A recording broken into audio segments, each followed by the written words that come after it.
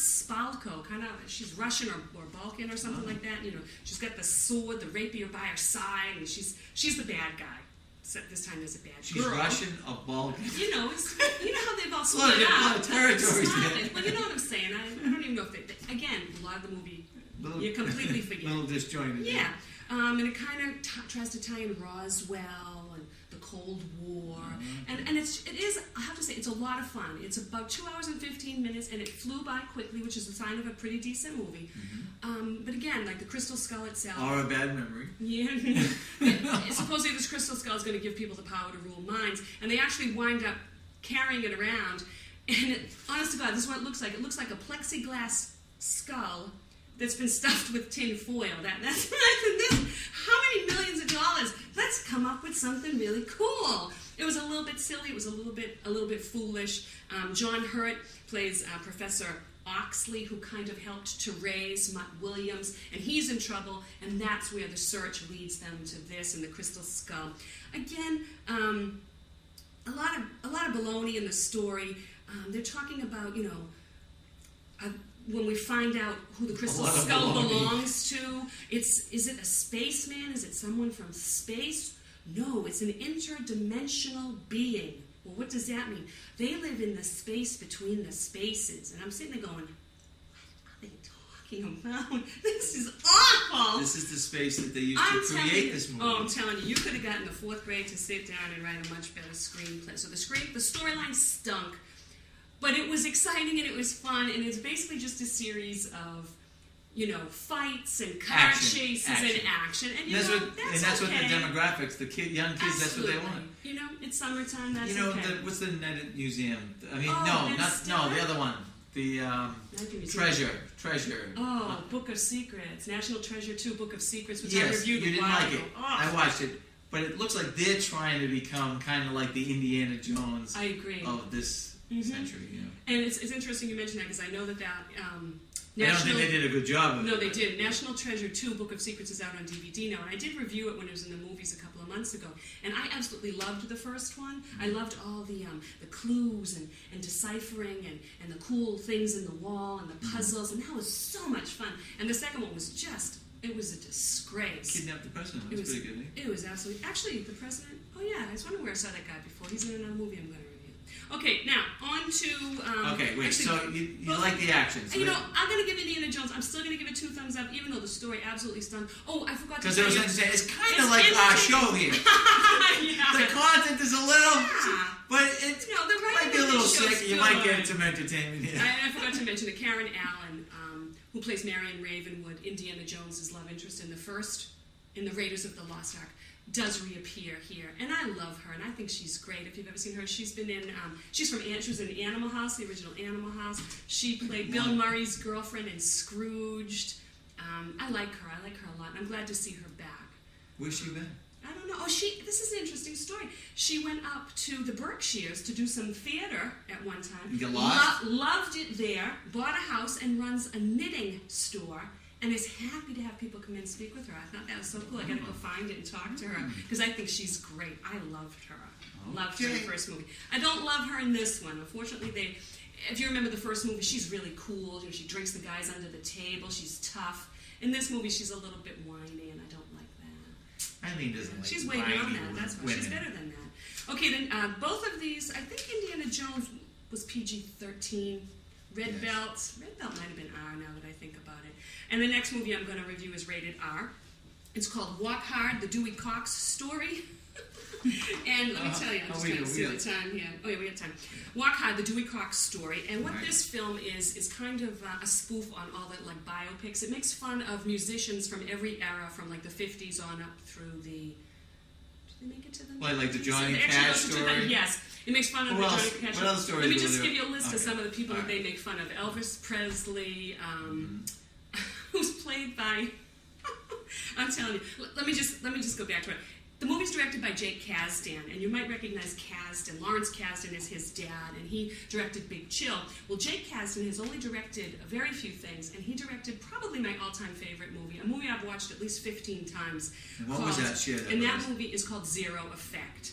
Now, it's the movie. It's I've the never movie even that heard of it. It's you your love all-time it, you favorite. hate it, or you've never even heard of it. You love it. And God forbid, if something ever happened to Tom, if he left me, or God forbid he died, and I had You'd to kill write... him if he left you.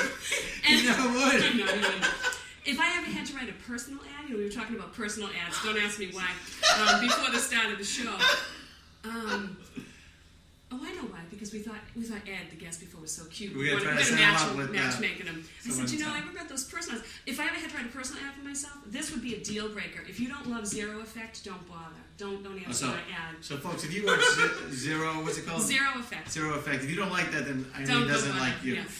So, Walk Hard is directed by the same man, Jake Kasdan, and I did not expect anything from this. I saw the previews of it. I thought it looked horrible. I didn't. It's on DVD.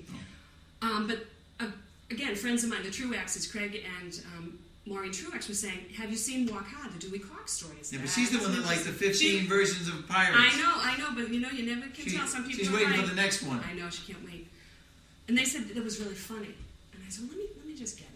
And I'm telling you, I laughed from start to finish. I think it's more for people our age. I don't think it's rated R. You're not going to let the kids watch it. I'm a lot older than you are. But kids in like teens, 20s, and 30s probably aren't going to get this as much as we are, because it makes fun of stars that we will recognize, and that's the whole part of it.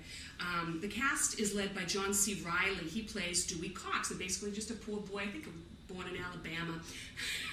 Accidentally cuts his brother in half at the beginning of the movie, and his father throughout his life says, "The wrong kid died, the wrong kid died." Oh, I thought it was had a split personality. Just John C. Reilly, you will know him from, he was in Talladega Nights. He was in, if you've never seen a movie called Magnolia, he has a great small role in that. And he's a favorite of Martin Scorsese. He's in quite a few Martin Scorsese films. Probably the most notable role for him was in Gangs of New York. So, John C. Reilly, this big kind of gruff-looking guy, what an incredible voice. He was wonderful. Now, he has a band, and the band is made up of a whole bunch of Saturday Night Live cast members. You've got Tim Meadows, Chris Parnell. And what this movie does is it takes you from Dewey's childhood up through his retirement in like 2006. So he was born like in the 40s. Takes you through 60 years of his life. So let me ask you a question. Was he hooked on drugs, alcohol, all those things? Else? We see that. We see this nice, sweet that's country all these boy. movies show. Yeah. At the beginning, you see the nice, sweet country boy, and that's where you see, he's going on to do a show with Buddy Holly, and he meets Elvis. And I'm telling you, Jack White, and you might know that name from he's Jack White from the White Stripes, the band. He does an Elvis Presley impersonation that I rewound 10 times because it was so, hiya, karate chopping Elvis Presley. It was one of the funniest things I've ever seen. Have some empathy. You've got Jack White as Elvis. You've got Jack Black as Paul McCartney duking it out with a man named Paul Rudd who plays John Lennon. And Paul Rudd is a friend of Judd Apatow. And you might know Judd Apatow from Freaks and Geeks and all that stuff. Slapstick comedy? I wouldn't call it slapstick. It's more satire. Is it like Airplane? No. I wouldn't say it's like Airplane. It's a notch above that. Although I love Airplane. A notch above it. Love the Airplane movies. Eddie Vedder is in it. He presents the Lifetime Achievement Award to Dewey Cox at the end. So, they kind of spoof Johnny Cash's life. There's a great, great scene where they spoof Brian Wilson. Is that the guy that killed himself? Did Brian Wilson kill himself? No, he's still alive. No. Who's the guy that was the cowboy in the museum? Oh, Owen Wilson. He's still alive. No. He didn't kill himself. He was the one to kill himself in New York. I said he tried to kill himself. He didn't. Owen Wilson? What, just like in the past day or two? No. No, he's alive. Oh, he survived. Yeah. Is he okay? Yeah, because Kate Hudson's back with him, so we're all so happy. He's a failure even at that.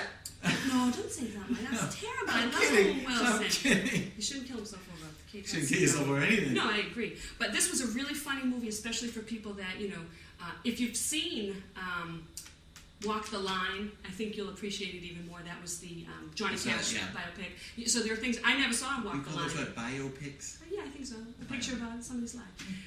I can highly recommend it. Walk Hard, the Dewey Cox story. My absolute favorite movie of the past few months. 2 thumbs up? Yep, 2 thumbs up. And I'm just going to briefly talk about a couple of kids' movies that I saw on video. I got about 2-3 minutes. They're both on DVD, and I'll have to tell you honestly, I wasn't interested in seeing either one in the theaters, but that's why I love my Netflix. Noelle put a couple of them on the list, and they came last weekend, and we got to see both of them. The first one's called Firehouse Dog. It's directed... They're losing money on you at Netflix. I know, they do lose money on me. It's directed by a man named Todd Holland, and this might be Yeah, this is pretty much his first feature film. He's done a lot of TV. The cast is made up of Josh Hutcherson, and you'll recognize that young boy from Bridge to Terabithia. Remember Bridge to Terabithia? Love that. Yes. He plays a young boy named Shane Fahey, whose mother left him and his father when he was just a baby. Boy, a lot of movies lately have had that theme. Lars and the Real Girl, and there was another one last month that I reviewed. Mom's Just Taken Off. Can't understand that. So Josh and his dad, played by Bruce Greenwood, who played the president in National Treasure Book of Secrets 2. Dad's a firefighter, and they live in a nice small town, and everything's going okay, and everybody's doing the best they can.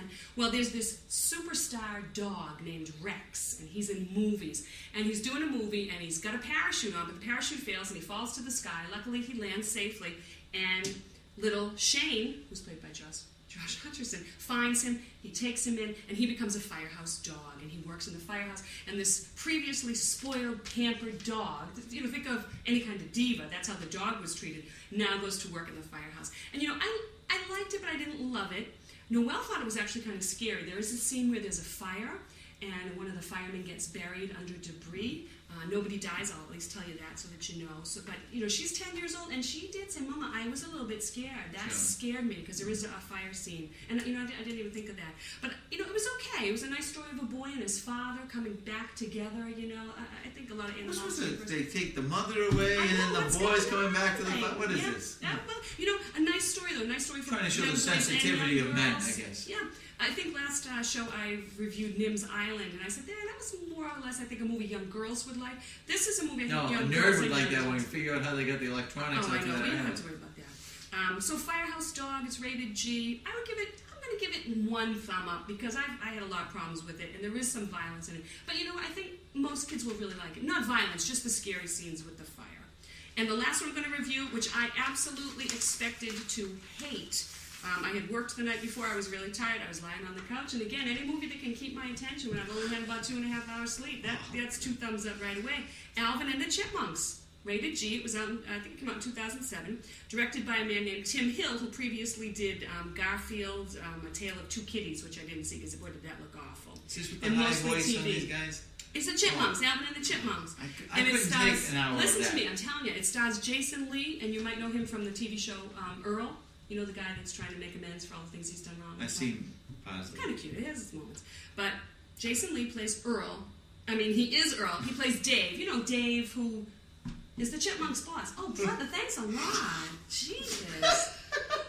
But anyway, this movie I thought was just going to be kind of silly and stupid, but what it really is, it's kind of a condemnation of the recording industry. How the Chipmunks become famous. They sing their Christmas song, Christmas, Christmas. Oh, I did. I caught part of this. Yeah, really cute. And then And Hollywood gets a gets hold of that.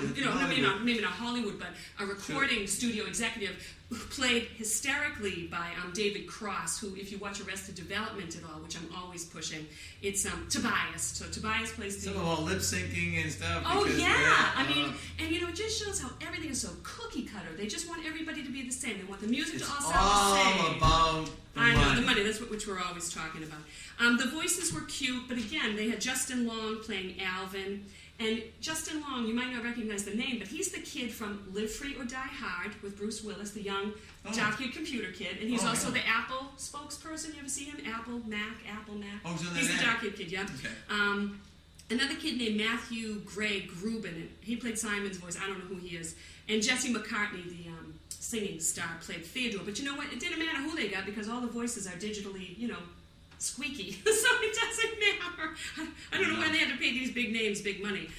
Maybe they thought little girls would come in to see Jesse Who said McCartney. they paid her big money? I'm sure they gave paid. them titles. Yeah.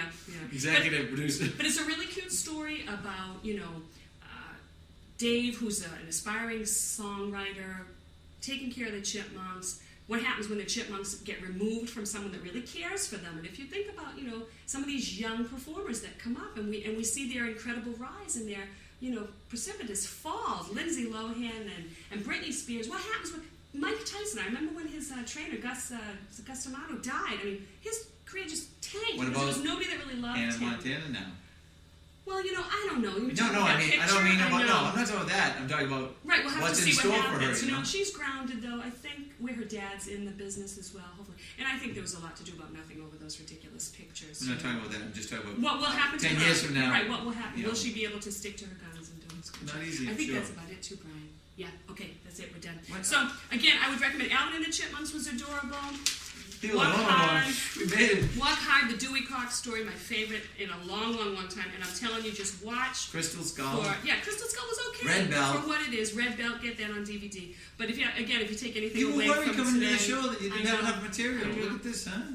If you take anything away from it, I'd like the kids and you to see Alvin and the Chipmunks. And I can highly recommend Walk Hard, because that's the title of his song, Walk Hard. Sleep well. Walk Hard, the Dewey Cox story for the adults in the house. And when you get to the part where you see Elvis Presley, and that's Jack White, I'm telling you, watch it once and say, yeah, what was she talking about? That wasn't that funny. And I'm telling you, rewind it, and it's funnier every single time I see it. I really feel bad for the members of your family that have Why? to Nobody watch watches movies. them with me. I watch them by myself. You kidding me? What do you like? I watched Alvin and the Chipmunks with the kids. I watched Firehouse Dog with the kids, but the R-rated movies I don't watch with the kids. I loved it though, so I hope you see that. Oh, what's coming out? Oh, Sex and the City opens this weekend. I never liked the show, so I'm not going to go see that. What else is coming out? Why did you like the show? It was popular. Oh, I hated it. I don't know, they all aggravated me. One of the funniest things I ever saw, Mad TV did a great spoof on Sex and the City, and it was absolutely hysterical. Go to YouTube, type in Mad TV / Sex and the City if you want to see something funny. Very, very funny. But yeah, what else is coming out? We got the Max Smart movie. Get Smart. Yeah. I don't know, a couple of other things. We'll see. I'm going to really try hard to review Prince Caspian next show. I think that's going to be out all summer as well. I think I saw that. It's the second one in the Chronicles of Narnia. Oh, I saw that. Did you? You liked it?